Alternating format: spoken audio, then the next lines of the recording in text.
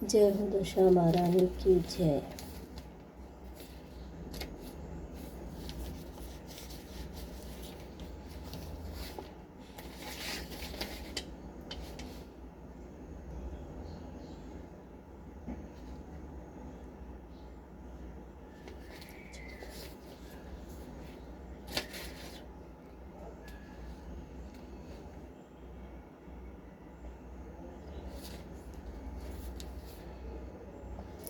जय हो। चौथे दिन की कथा।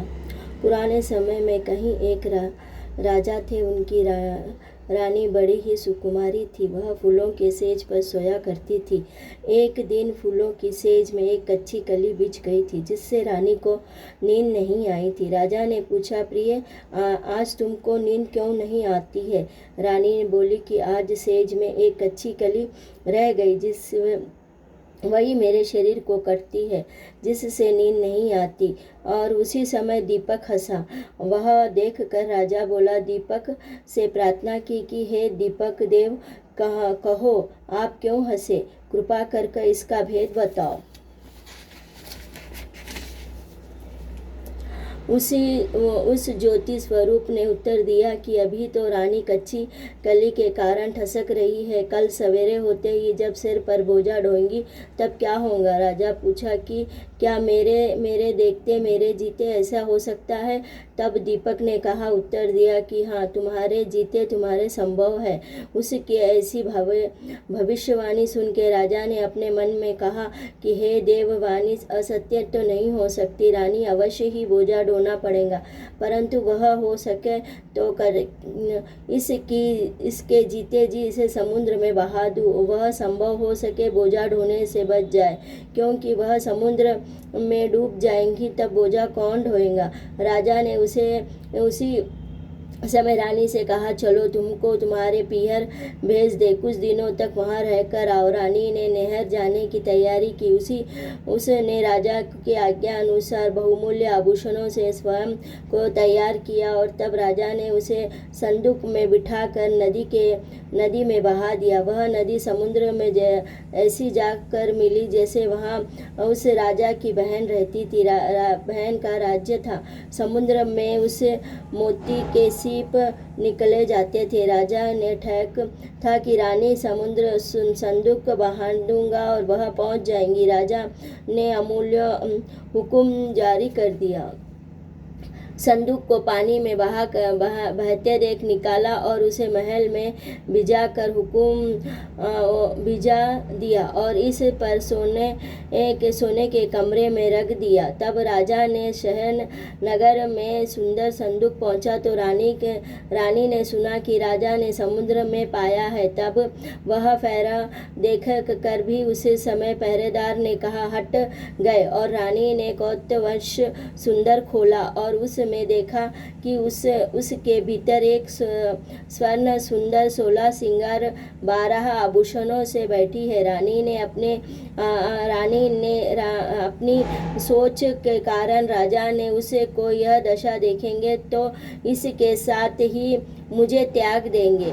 इससे लिए स्त्री ने हुक्म भिकारी संदूक को बंद किया और तत्परांत उसने रानी के जेवर कपड़े उतार कर मेले कुचड़े पुराने कपड़े पहना दिए और संदूक वापस बंद कर दिया। तब राजा जब बाहर से महल में आया तब उसने रानी से पूछा कि क्या रानी तुमने देखा, इसमें क्या है? रानी ने जवाब दिया, मैंने कुछ नहीं देखा। क्यों क्या नहीं है? राजा ने रानी के सामने संदूक खोला तो उसमें पुराने फटे कपड़े पहने भिखारन जैसी दिखने पड़ी। रानी ने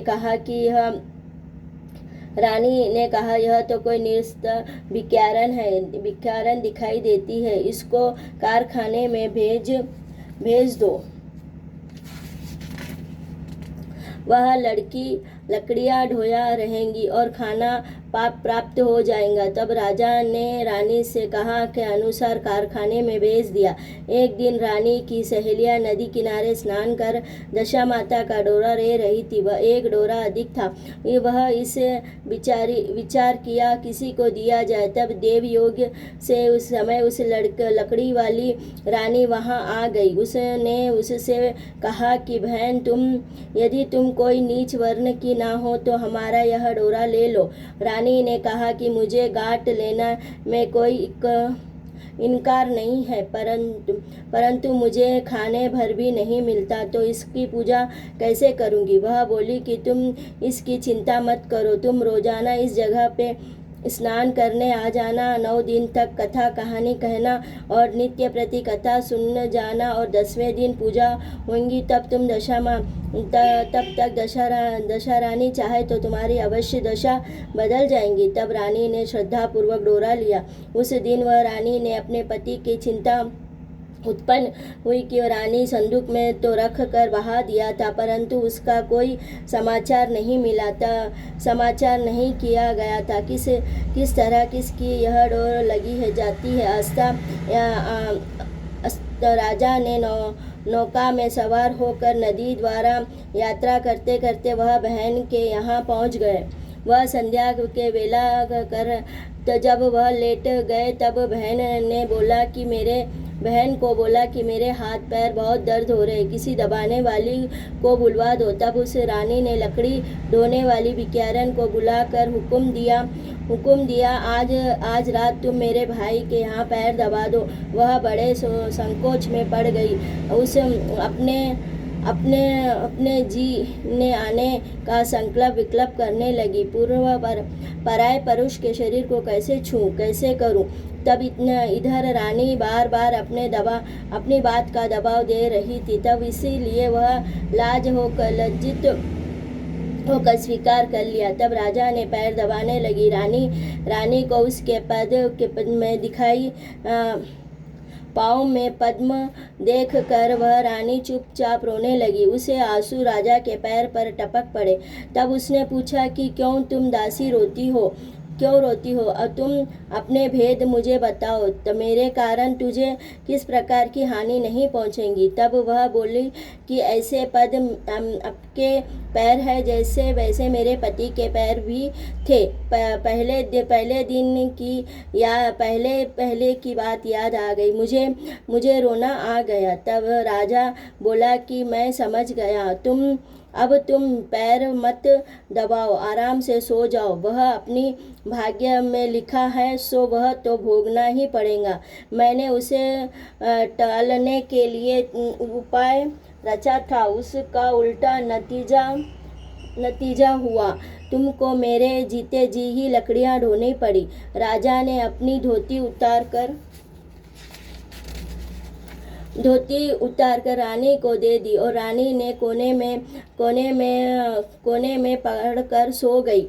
सवेरे हुआ तब बहुत दिन चढ़ गया तब, परंतु अति राजा और वह नहीं बाहर आए तो पैर दबाने वाली दासी भी बाहर नहीं आई। तब उसकी बहन को चिंता हुई। थोड़ी देर के बाद वह दासी को बाहर निकल गई। तब कारखाने में काम करने चली गई। रानी ने अपने भाई के पास जाकर उसे जगाया। तब वह बोले कि मेरे माथे में पीड़ा है, मैं अभी नहीं उठूंगा।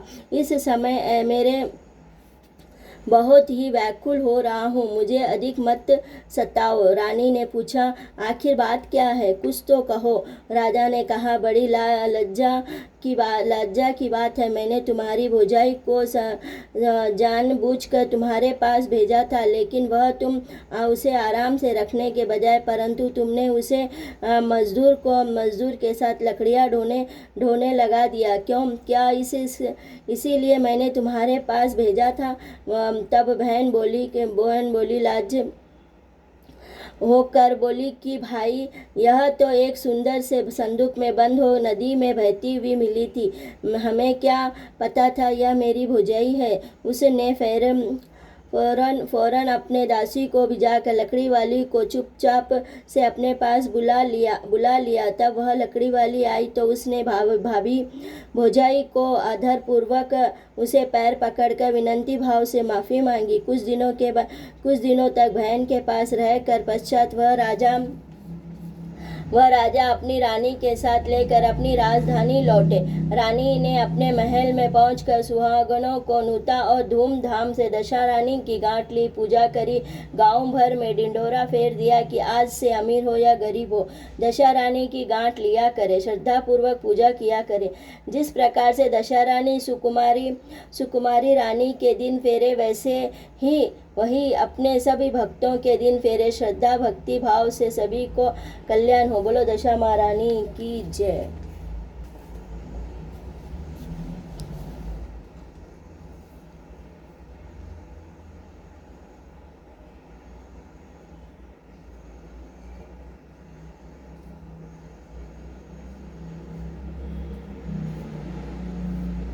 जय हो दशा महारानी की जय।